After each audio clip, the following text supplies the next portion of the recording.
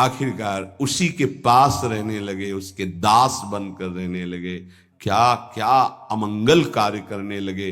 जहां संविधा लेने गए थे यज्ञ के लिए, वहां पशुओं का हिंसा करके और मांस रांधना खाना, ये सब बहुत गंदा जीवन। एक बार थोड़ा भी कोई धर्म का अनुष्ठान करे तो धर्मो रक्षति रक्षिता, धर्म उसको बचाने की कोशिश करता है, रक्षा करता है। गांव में संत मंडली आई, मंडली ने पूछा यहां कोई पवित्र उदार संत सेवी का घर हो तो बताना, वहां आज हम रुकना चाहते, पूरी संत मंडली ठाकुर को भोग लगाएंगे, आरती पूजा और सुबह चले जाएंगे। हाँ, उन्होंने कहा सबसे ज्यादा पवित्र अजामिल है गांव के बाहर, जो वो बगीचा भी सामने वाला उन्हीं का है, वो वैश्या का था। संत स्वभाव विश्वास से होता है, संतों का स्वभाव जो सिद्ध होता है वो विश्वास से होता है।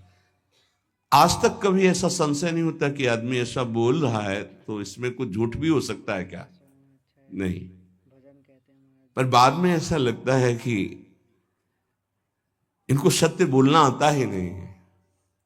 संसारी आदमी को आचार्य की बात फिर याद आती है, पाए जान जगत में सब जन कपटी कुटिल कलयुगी टंचु। कपट और कुटिलता के बर्ताव किसी और कुछ आता ही नहीं। कई बार सत्संग में प्रार्थना की कि एक जगह ऐसी रखो जहां झूठ मत बोलो, कपट मत करो, गुरु दरबार। दंड दो या पुरस्कार दो, आपके हैं, गलत हैं या सही हैं आपके सामने है। एक जगह तो, पर और जगह सब फिट हो सकता है, एक जगह जरूर छल कपट करेगा, क्योंकि पतन वहीं से होता है, जीव का पतन वहीं से होता है। जहां गुरुजनों से कपट और छल किया गया, माया जो कपट का जाल और छल का बिछाती, उसे कोई नहीं काट सकता। माया के जाल को कोई नहीं काट सकता। काटने के लिए गुरु प्रसन्न साहब अनुकूला, जैसे हमसे बोला जाता है, संतों से बोला जाता है, अक्षरशः लगता है सत्य बोल रहा है, संशय ही नहीं, क्योंकि विश्वास की धरा से ही चला जाता है, विश्वास ही होता है। तो संत जनों ने जाके वहां डेरा लगा दिया। ठाकुर जी विराजमान के, आरती पूजा शुरू, इतने में देखा एक मलिन वस्त्र पहने और एक हिरन कांधे पे टांगे और अस्त्र लिए हुई वहां। अजामिल ने जीव ही संतों को देखा तो संत दृश्य जी में पातक टरई, हृदय एकदम आर्त भाव से रो पड़ा और याद आई वो बात कि जब मैं जवान था तो कैसे धर्म का अनुष्ठान करता था, कैसे मैं पिता की आज्ञा से भगवत आराधना में, हाय मेरा जीवन किस तरह नष्ट हो गया। नजदीक गया, साष्टांग दंडवत। देखते ही संतों ने समझ लिया। उन्होंने कहा भाई ये बगीचा आपका है। बोल भी नहीं पा रहे थे, बस इशारा किया। हाँ बोले, बताया गया था कि गांव के बाहर एक ब्राह्मण हैं, बड़े पवित्र हैं, तो आपका ही नाम अजामिल है। बोले प्रभु ये तो आपके साथ उपहास किया गया है, मैं पवित्र नहीं, बहुत नीच पापी हूं। ऐसा धर्म का त्याग करके पापाचरण में वैश्या के मल जैसे अन्न से उदर पोषण करता हूं, ये देख रहे हो आप हिंसा, मेरे जैसा पातकी भ्रष्ट कोई नहीं होगा, ये तो आपके साथ उपहास किया गया। उनका भाई अब रात्रि में तो ठाकुर जी नहीं हटाएंगे, यहीं विराजमान करेंगे, पर आपका कुछ पाएंगे भी नहीं। तो चरणों में लौट गया, महाराज क्या अब भी मेरा उद्धार हो सकता है? कहा आखिरी श्वास तक जीव को भगवत प्राप्ति का अवसर दिया जाता है। एक उपाय है, मैं देख रहा हूं तुम्हारे द्वारा वैश्या से कभी पुत्र होगा, तुम उसका नाम नारायण रख देना, बस। अब आप यहां से जाएं, हमारी ठाकुर सेवा है, हम सब संत अपने एक नाम कीर्तन पाठ और ध्यान आदि, आप जाएं, आपका मंगल होगा। समय आने पर बालक हुआ, वो उससे अत्यंत आसक्ति हो गई।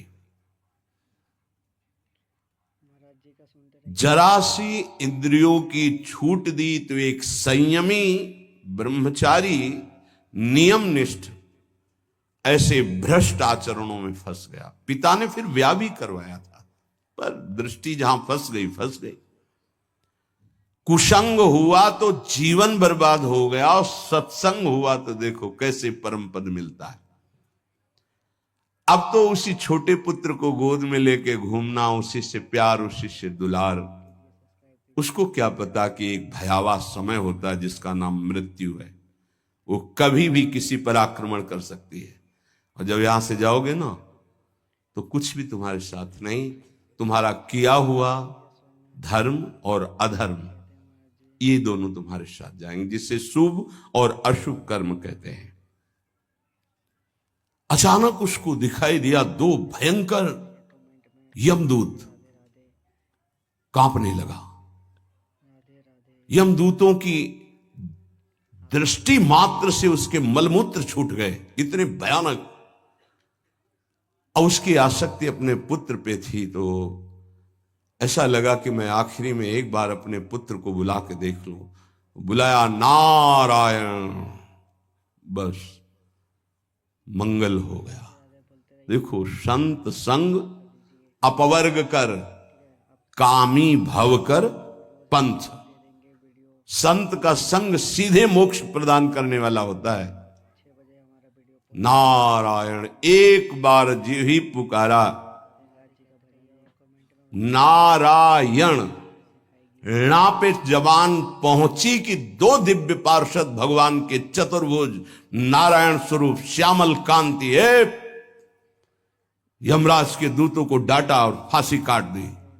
अब तुम इस जीव को स्पर्श भी करने का अधिकार खो चुके हो। बड़ा सुंदर प्रसंग है। अगर इसे बार बार हम सुने और इसे हृदय में बैठा लें तो जीवन मुक्त होने के लिए पर्याप्त साधन है। नाम महामंगल मूद में अजामिल जी की चेतना लुप्त होने वाली थी, फांसी पड़ चुकी थी यमदूतों की।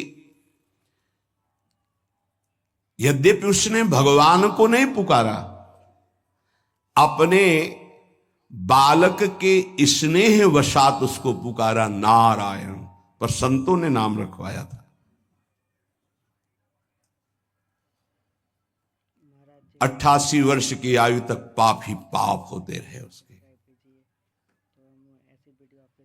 यमदूतों को डांट कर भगवान के पार्षदों ने कहा, अब तुम स्पर्श भी नहीं कर सकते इसको। उनका आप बड़े तेजस्वी देव स्वरूप दिखाई देते हैं, पर आपको पता है ये महानीच पापी हर क्षण पाप करता रहा है। ये मूर्ख अपने पुत्र के बहाने नारायण बुलाया है, ये महापापी है। भगवान के पार्षदों ने कहा, हम देखते हैं कि तुमको कोई ज्ञान नहीं है। जिस समय पुत्र के बहाने नारायण बुलाया, उसी समय निष्पाप हो गया।